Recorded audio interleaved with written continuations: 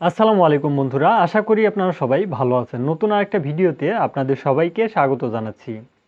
Saudi আরবে যে সকল মহিলা কর্মীরা আসতে চান তাদের উদ্দেশ্যে আজকের এই ভিডিওটি অত্যন্ত গুরুত্বপূর্ণ হতে চলেছে। আপনারা সম্পূর্ণ ভিডিওটি মনোযোগ দিয়ে দেখার চেষ্টা করবেন, তাহলে সৌদি আরবের ভিসা সম্পর্কে একটু তথ্য আপনারা পেতে পারেন। সৌদি আরবে যে সকল মহিলা কর্মীরা আসেন, আসার প্রসেসটা আগে আমি যদি আপনাদেরকে বলতে চাই, সৌদি আরবে মহিলা কর্মীদেরকে আনা হয় ডোমেস্টিক ওয়ার্কার হিসাবে। এখন ডোমেস্টিক ওয়ার্কার হিসাবে যদি আপনি আসেন, আসার পর জেনারেল পোস্টের কাজগুলো কি আপনারা করতে পারবেন কিনা, এটা অনেকের প্রশ্ন থাকে। এখন ইন্ডিয়ান প্রবাসীরা জেনারেল পোস্টের কাজগুলো পায়, কিন্তু আমাদের বাংলাদেশি নারী প্রবাসীরা সেই জেনারেল পোস্টের কাজগুলো পায় না কেন? আর এটা না পাওয়ার একমাত্র কারণটা কি? সৌদি আরবে আপনারা যখন আসেন একটা ভিসাতে ডোমেস্টিক ওয়ার্কার হিসাবে, যখন মহিলারা বাসাবাড়ির কাজের জন্য আসেন, ডোমেস্টিক মানে হচ্ছে বাসাবাড়ির কাজ, এটা অবশ্যই আপনি মেনে নিতে হবে আপনাকে। আপনি যখন ভিসা চেক করবেন তখন যদি আপনার আমেল মঞ্জিল আমেল সাওকাস ভিসা থাকে, আপনি কিন্তু বাসাবাড়ির জন্যই আসতেছেন। আপনি চাইলেও কোনোভাবেই কোনো প্রতিষ্ঠানে কাজ করতে পারবেন না। তো এখন বাঙালি নারীরা কিন্তু অনেকটাই বুঝেন না, না বোঝার কারণে এজেন্সিতে যান কিংবা যে কোনো দালালের মাধ্যমে আপনারা একটা ভিসা নেন। অবশ্যই মনে রাখেন, সৌদি আরবে নারী কর্মীদেরকে ডোমেস্টিক ওয়ার্কার হিসাবে একেবারে ফ্রিতে আনা হয়। হয়তো দালাল কিংবা এজেন্সি আপনার কাছে টাকা দাবি করতে পারে, কিন্তু যে আপনার এই যে কাজগুলো করে দিবে তার কিন্তু একটা ফ্যাসিলিটি রয়েছে এবং লাভ রয়েছে। কিভাবে লাভটা রয়েছে আমি বুঝিয়ে দেওয়ার চেষ্টা করব। যেই সকল নারী কর্মীরা সৌদি আরবে আসার জন্য হয়তো 20,000 কিংবা 50,000 এই টাকাগুলো আপনারা দেন, কিংবা এর চাইতে বেশি টাকা দেন, তারা কিন্তু আসলে বুকার স্বর্গে বসবাস করতেছেন এবং বিষয়গুলো না জানা থাকার কারণে কিন্তু আপনি টাকা দিয়ে তারপর সৌদি আরবে আসতেছেন, কিন্তু আপনার আড়ালে আপনাকে নিয়ে বিজনেস চলতেছে, সেটা কিন্তু আপনি দেখতেছেন না। আমি যেহেতু আপনাদেরকে তথ্যগুলো দেই, আমি একটা বিষয় জেনে বুঝেই কিন্তু তথ্য দেওয়ার চেষ্টা করি। একটা এজেন্সি আমার কাছে অনেকগুলো নারী কর্মী চেয়েছিল। মানে আমি যেহেতু এই আপনাদের নিয়ে কাজ করি, সেহেতু অবশ্যই অনেক এজেন্সি মনে করে যে আমার হাতে অনেক ধরনের কর্মী রয়েছে, যেগুলো প্রবাসগামী কর্মী সেগুলো রয়েছে। এখন অনেক এজেন্সি আমাকে কিন্তু বলে যে আপনার চ্যানেলে অ্যাড দিব, কিংবা অ্যাডের মাধ্যমে আপনি অনেক টাকা ইনকাম করতে পারবেন, তার বিনিময়ে আমরা হয়তো কিছু সংখ্যক কর্মী পাবো। আমি কিন্তু এই ধরনের কাজ থেকে অনেকটাই নিজেকে সরিয়ে রেখেছি। আমি যেহেতু প্রবাসীদেরকে সাহায্য করার জন্যই এই প্ল্যাটফর্মে আসছি, সেক্ষেত্রে অবশ্যই নারী কর্মী একজন প্রশ্ন করেছিল যে ভাই, আমরা যেহেতু সৌদি আরবে যাব, যদি কোনো মেডিকেলের ভিসাতে কাজ করতে যাই তাহলে কি সিস্টেমে আমাদেরকে যেতে হবে, এই সম্পর্কে তথ্য আপনি জানতে চেয়েছেন। আমি আপনাদেরকে তথ্য দেওয়ার আগে এই যে ছোটোখাটো কিছু বিষয় রয়েছে, সেই বিষয়টা আমি আপনাদেরকে জানাই যে দালালের কিভাবে লাভ। আপনি যদি সৌদি আরবে আসেন, ডোমেস্টিক ওয়ার্কারে আসলে আপনি কোনো দিনও মেডিকেল সেক্টরগুলোতে কাজ করতে পারবেন না।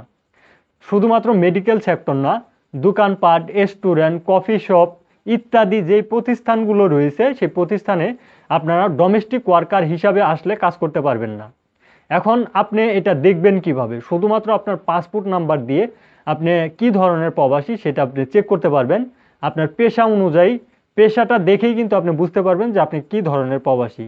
যদি হাউসকিপিং কিংবা হাউজের ক্লিনার হিসাবে আপনি আসেন, কিংবা হাউজের কাজ করবেন, সেই ধরনের ভিসাতে আসেন, এগুলো কিন্তু ডোমেস্টিক ওয়ার্কার, মানে একটা নির্দিষ্ট সৌদির আন্ডারেই আপনাকে কাজ করতে হবে।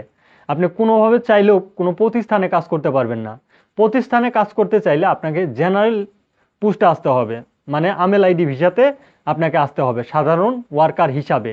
যেহেতু নারী কর্মীদেরকে আমি দেখিনি জেনারেল পোস্টে সৌদি আরবে নিয়ে আসে, এখন অনেকেই কিন্তু বলে, অনেক নারীরাই বলে আপনাদেরকে, বাংলাদেশে থাকা নারী কর্মীদেরকে কিংবা তাদের আত্মীয় স্বজনদেরকে বলে, আমি রেস্টুরেন্টে কাজ করি, আমি হোটেলে কাজ করি, কিংবা আমি কাজ করি হচ্ছে একটা মেডিকেল সেক্টরে।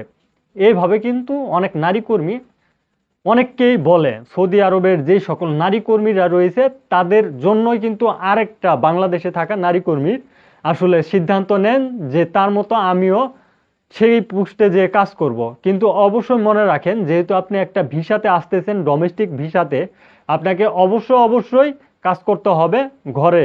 যদি ঘরে না কাজ করেন, যে প্রতিষ্ঠানে কাজ করবেন সেই প্রতিষ্ঠানের তো জরিমানা হবেই, পাশাপাশি আপনারও কিন্তু জরিমানা হবে এবং আপনাকে দেশে চলে আসতে হবে।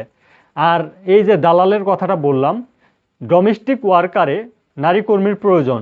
3 জন ডোমেস্টিক পুরুষ কর্মী সৌদি আরবে এন্ট্রি করবে, তার মধ্যে যদি একজন নারী কর্মী না থাকে, মানে মোট 4 জনের মধ্যে একজন নারী কর্মী থাকতে হবে, নয়তো কিন্তু ভিসার উকালা হবে না।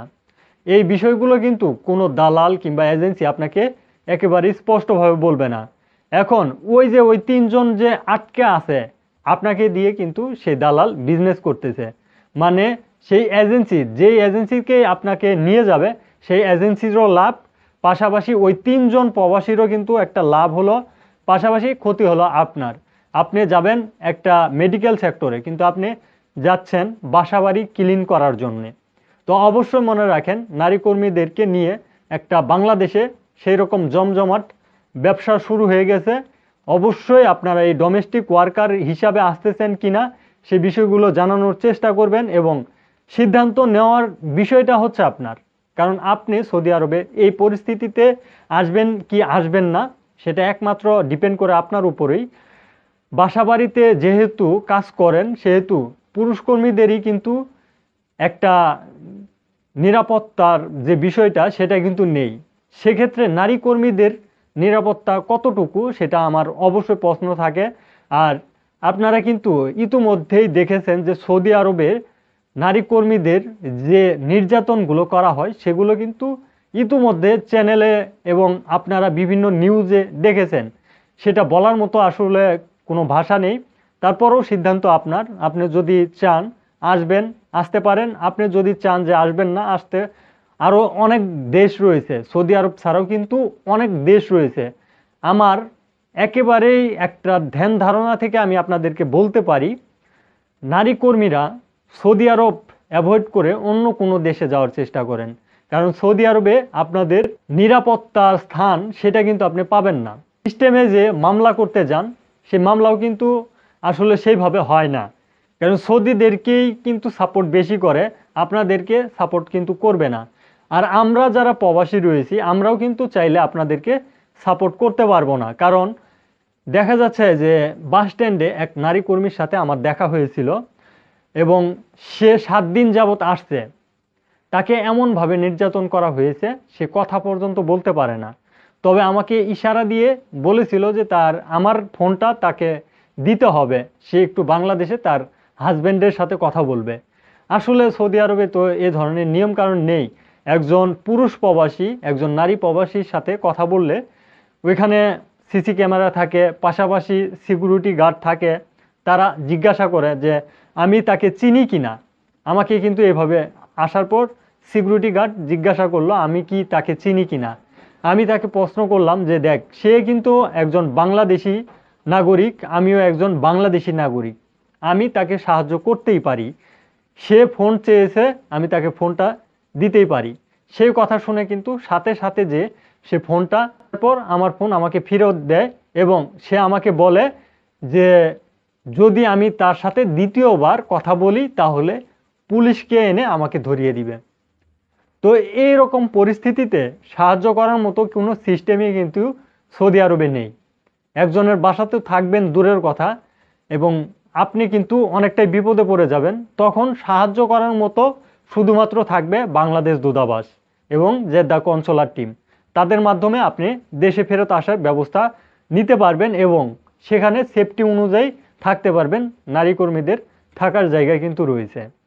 তো আশা করি এই বিষয়গুলো বিবেচনা করে আপনারা সিদ্ধান্ত নেওয়ার চেষ্টা করবেন।